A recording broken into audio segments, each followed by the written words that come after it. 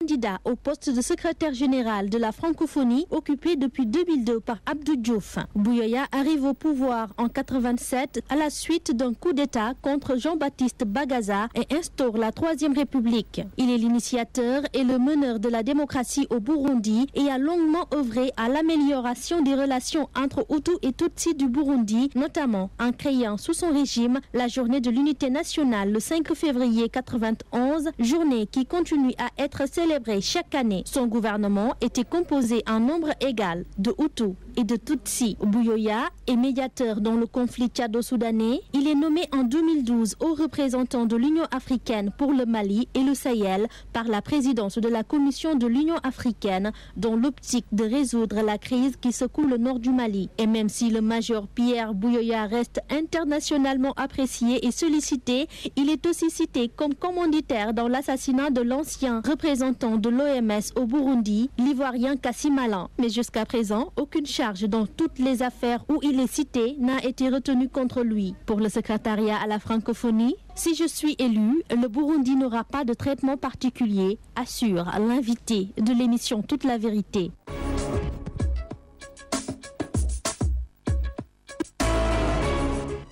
Pierre Bouyoya, l'invité de Toute la vérité, candidat au poste de secrétaire général de l'Organisation internationale de la francophonie, qui veut donc succéder à Abdou Diouf, le sommet qui va se tenir en fin novembre ici à Dakar.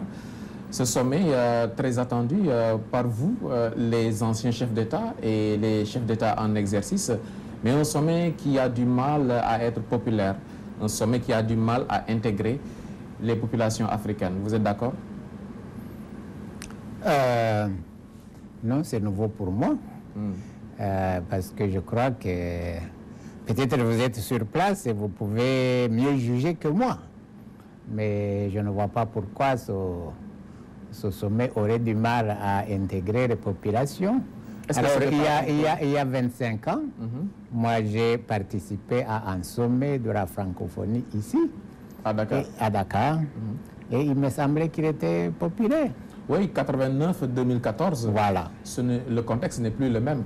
Les populations africaines ont d'autres aspirations. Défendre une langue française ou travailler pour une langue française, ce n'est plus une priorité pour cette Afrique. Mais la francophonie ne fait pas seulement cela. Probablement qu'il y a un problème d'information sur ce que c'est la francophonie. J'espère que dans les minutes qui suivent, nous allons contribuer à cette information. Oui, c'est une organisation politique. C'est une organisation politique.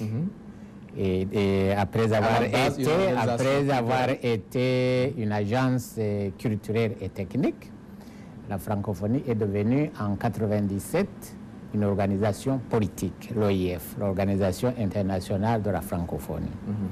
Une organisation qui a pu, au cours de ces années, se choisir un créneau parmi les organisations internationales qui, comme je le dis dans ma brochure, est devenue une organisation crédible qui travaille sur les questions essentielles, par exemple en Afrique, la prévention des conflits, alors l'accompagnement des processus de sortie de crise en situation de conflit, la promotion de la démocratie, des droits de l'homme, le suivi des processus électoraux, mais aussi le développement, en particulier l'éducation.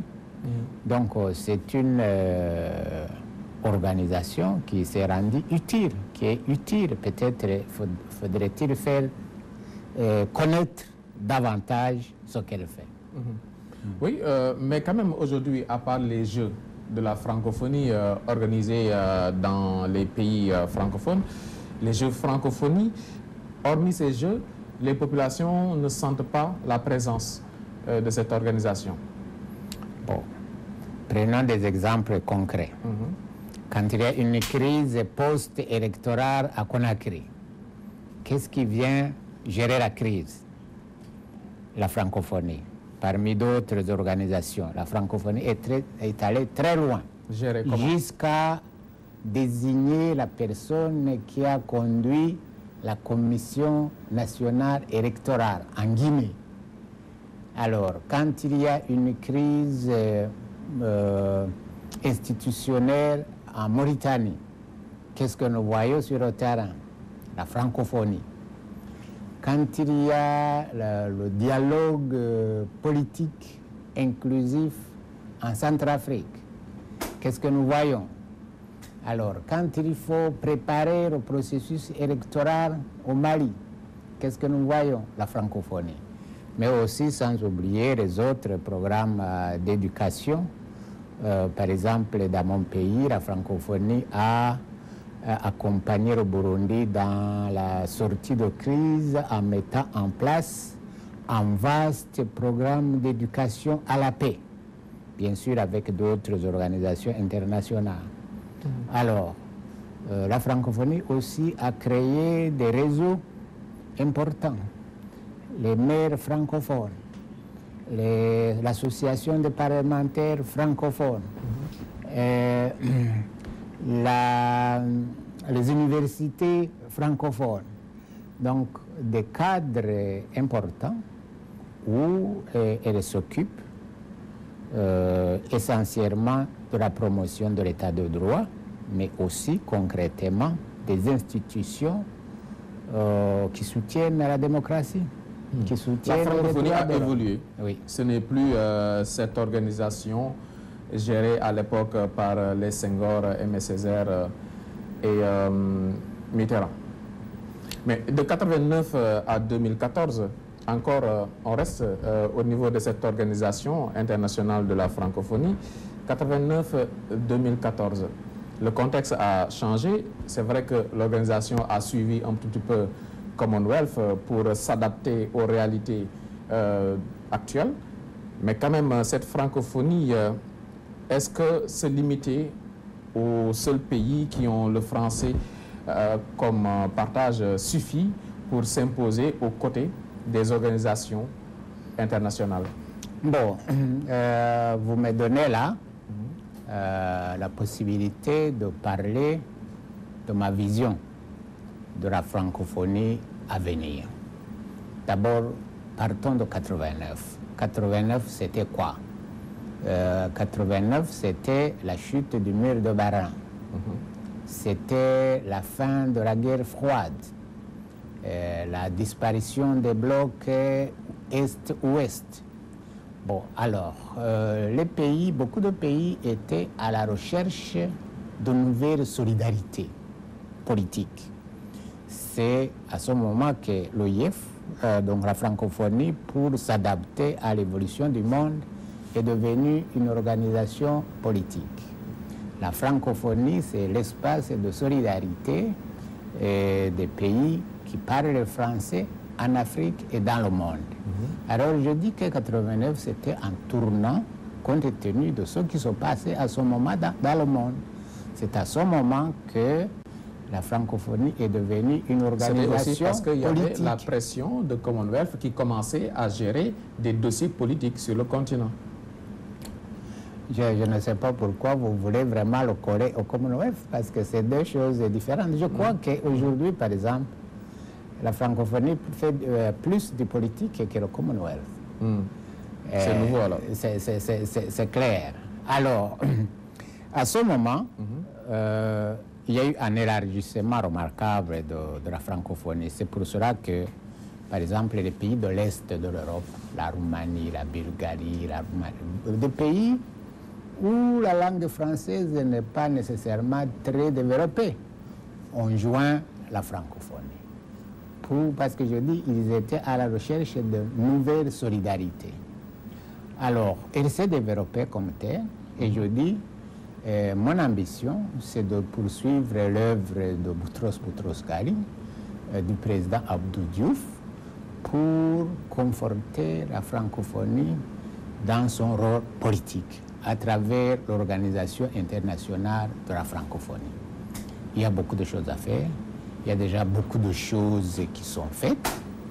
Et je voudrais d'ailleurs rendre un vibrant hommage à ces deux personnalités qui, en peu de temps, ont porté très haut les couleurs de la francophonie. Les valeurs bien connues de démocratie, de liberté, de droits de l'homme et d'une façon concrète sur le terrain. Donc ça, c'est ma première vision. Deuxièmement, je pense que la francophonie doit continuer à évoluer. Aujourd'hui, le monde est marqué par quoi? Par la mondialisation. Je crois que dans ce monde dans lequel l'économie joue un rôle important. Je crois donc que pour être utile, être crédible, être cru par les populations, la remarque que vous faisiez, la francophonie doit aussi être un espace d'échange économique. Économique entre les pays membres. Les pays membres. Vous voyez... Donc c'est paradoxal de parler de mondialisation. Non. Laissez-moi venir. Les pays membres, vous voyez, c'est quoi? C'est... la francophonie est composée des pays du Nord, quelques pays du Nord, développés, la France, le Canada, la Suisse, la Belgique, et beaucoup de pays du Sud, africains, asiatiques et même sud-américains. Alors, jusque-là, les rapports... Disons 77 États. C'est ça. Jusque-là, les rapports entre ces pays, c'était presque des rapports d'assistance. Les pays du Nord qui assistent les pays du Sud. Je crois que le monde est en train d'évoluer vers des relations plutôt d'échange. Au Sud, il y a beaucoup de pays qui sont en train d'évoluer, qui sont en train d'émerger, comme on dit. Des exemples, le Vietnam, la Côte d'Ivoire, le Maroc et bien d'autres pays. Alors, ce qui fait que dans l'avenir, cet espace, en termes de relations, sera plutôt un espace d'échange économique. Et je crois que le partage de la langue peut alors aller plus loin que la langue, la culture, même les valeurs qui sont portées par cela, mais aussi l'économie. Alors, c'est cette réflexion qui a été... On peut quantifier ce marché francophone? Oui. La francophonie, c'est aujourd'hui 220 millions de personnes. Alors, d'après le rapport de Jacques Attali, qui vient de sortir il n'y a pas longtemps, en 2050, ce sera 770 millions de personnes. Donc, un marché énorme. Mais la mondialisation, comme vous disiez, ça ne se limite pas seulement à ceux qui parlent strictement le français. Dans ce rapport, M. Jacques Attali parle de francophonie et de francophilie. Donc, ce sont ces pays dans lesquels se développe la langue française parce que, justement, il y a un besoin. Et le besoin, c'est un besoin d'échange. Je donne un exemple. On me dit qu'au Nigeria, les gens se mettent à étudier le français massivement. Pourquoi? Parce que le Nigeria est entouré de pays francophones. Et les Nigériens vont faire des affaires dans l'Afrique francophone. Allons à l'Est, au Kenya, en Ouganda, en Tanzanie, beaucoup de jeunes gens viennent étudier le français au Burundi. Pourquoi? Parce qu'ils veulent faire des affaires dans le monde francophone, parce qu'ils veulent avoir accès à des fonctions au niveau des organisations internationales. Il faut être bilingue. Donc, je crois que... Le français se porte bien. Le français se porte bien. La langue française, je veux dire. La langue française se porte bien. Peut-être en Afrique. Donc, mais c'est une langue qui est en recul, non? Bon. C'est une langue qui subit la concurrence. Et cela ne veut pas dire le recul. Même dans un pays francophone comme le Sénégal. Prenons même un pays comme la France. Les jeunes Français étudient, en plus du français, étudient l'anglais, étudient l'allemand. Ici au Sénégal, les jeunes Sénégalais étudient l'anglais. La même chose dans mon pays. Pourquoi? Parce que c'est un besoin d'étudier l'anglais. Un besoin d'échange. Alors, est-ce que cela veut dire que le français recule? Moi, je ne crois pas. Cela veut dire que dans la mondialisation, c'est la diversité linguistique qui compte.